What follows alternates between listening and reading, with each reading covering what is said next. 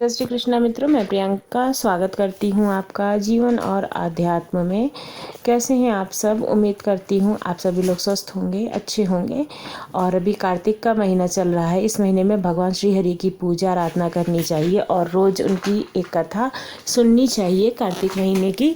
तो आज मैं कार्तिक महीने की ही एक कहानी और लेके आई हूँ, तो चलिए कहानी सुनते हैं। गाँव में दो बहनें थीं जिनका नाम था गंगा और यमुना। दोनों बहनें एक साहूकार के खेत में आ रही थीं। तो जमुना ने 13 जौ के दाने तोड़ लिए और गंगा बोली कि बहन, ये तो चोरी है। तुमने किसी के खेत में से जो दाने चुराए हैं उसको चोरी ही कहते हैं। तब जमुना बोली कि बहन, अब ग्रहण कैसे खुलेगा, यानी कि जो चोरी का इल्ज़ाम होगा वो कैसे हटेगा। तो गंगा ने कहा कि 12 वर्ष तक साहूकार के यहाँ नौकरी करो, तब तुम्हारा ग्रहण हट जाएगा। बाद में जो जमुना थी वो साहूकार के यहाँ गई और बोली कि मैं आपके यहाँ नौकरी करना चाहती हूँ, मुझे नौकरी पर रख लो। आपके यहाँ सारे काम कर दूंगी, लेकिन 4 काम ऐसे होंगे जो मैं नहीं कर पाऊंगी। तो साहूकार बोलता है कि ऐसे कौन से कार्य हैं जो आप नहीं कर पाएंगी।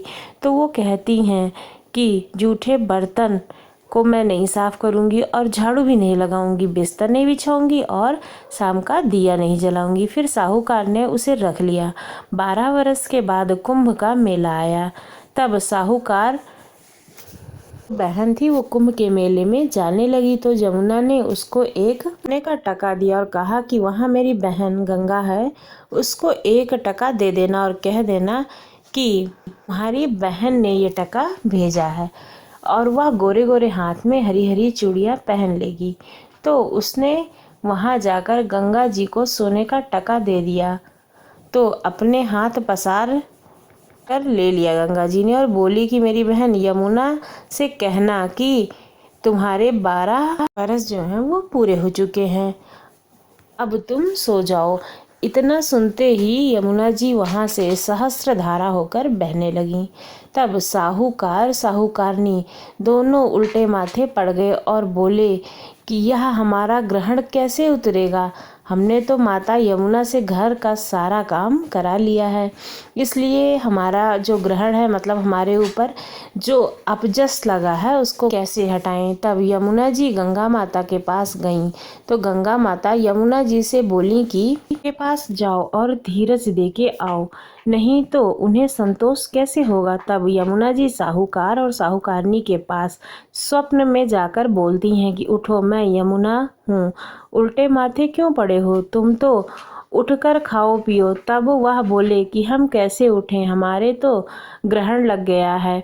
मैंने तो आप जैसे देवी देवता से सारा काम करवाया, अब मैं क्या करूं। तब यमुना जी बोली कि तुम्हारे पापों का एक ही प्रायश्चित है, मैं तुम्हें उतारने का उपाय बताती हूँ। तुम कार्तिक मास का व्रत करो, भगवान विष्णु की पूजा करो, तुलसी पर दिया जलाओ और दीपदान करो, तुम्हारे सारे पाप धुल जाएंगे।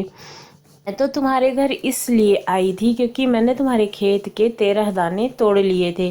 तब बहन ने मुझ पर चोरी का इल्ज़ाम लगाया था, इसलिए उस उधार को पूरा करने के लिए और उस चोरी से मुक्ति पाने के लिए मैं तुम्हारे घर आई थी।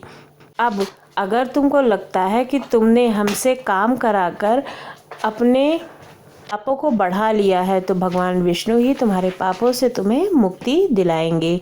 इसलिए तुम कार्तिक मास का व्रत रखो और तुलसी की पूजा करो।